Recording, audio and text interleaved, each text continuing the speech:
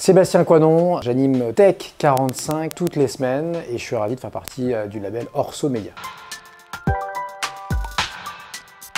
Alors Tech 45, c'est un podcast hebdomadaire, ça dure, comme son nom l'indique, 45 minutes et j'interviewe une entrepreneur, un entrepreneur de la tech au sens large et je mets ça généralement en ligne le vendredi matin. Voilà, un entretien, j'allais dire sans concession, c'est-à-dire que je suis à la fois sympa, business friendly, je suis pas là pour caresser les gens dans le sens du poil non plus, donc j'essaie d'appuyer non pas là où ça fait mal, mais voilà, de faire avancer le public, d'apprendre des trucs. La personne se livre, nous raconte un peu ses forces, ses faiblesses, comment elle en est arrivée jusque-là, et évoquer éventuellement avec elle aussi ses ambitions pour l'avenir.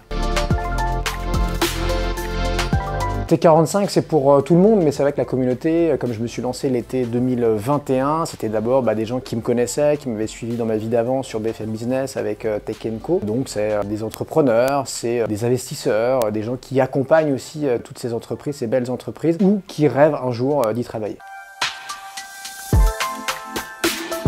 T45, c'était simple pour moi, comme j'ai fait de la radio pendant plus de 25 ans, puisque j'ai démarré, j'avais 15 ans. Et bien voilà, quand j'ai raccroché le micro d'une radio, on va dire, classique à l'ancienne, j'ai itéré quelques mois et rapidement m'est venue l'idée de ce podcast, qui était d'ailleurs déjà ancré, il faut être honnête, depuis quelques temps dans mon esprit. Une fois que j'ai retrouvé mon indépendance, je me suis dit, voilà, il me faut un espace à moi. Et quelque part, c'était aussi l'idée de renouer avec la radio. Avant la télé et tout le reste, j'avais démarré par la radio tout simple, la bande FM, sur des petites radios locales parisiennes notamment. Et donc le podcast de 100% audio, pour moi, finalement, ça s'est un peu imposé à moi, ça m'a semblé évident.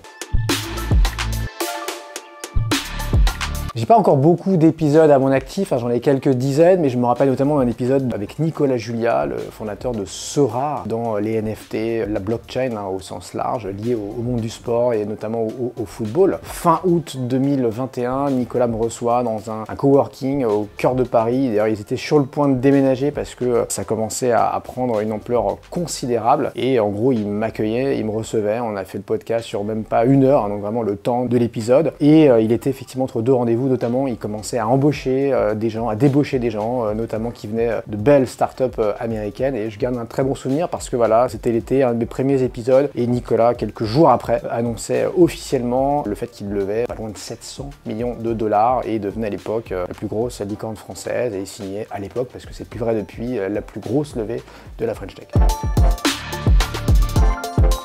Ça serait peut-être quelqu'un qui me ferait sortir de ma zone de confort, je sais pas moi, un Bernard Arnault de LVMH ou un grand patron américain, tu vois, j'en sais rien, Reed Hastings qui a fait Netflix ou qui aurait fait des choses et qui serait plus forcément aux commandes, exécutif, mais qui pourrait revenir sur tout ce qu'il a fait et ce qu'il fait aujourd'hui comme business angel ou le regard qu'il porte sur ce qui se passe, que ce soit sur la tech en Europe ou chez lui aux US, si c'est un américain.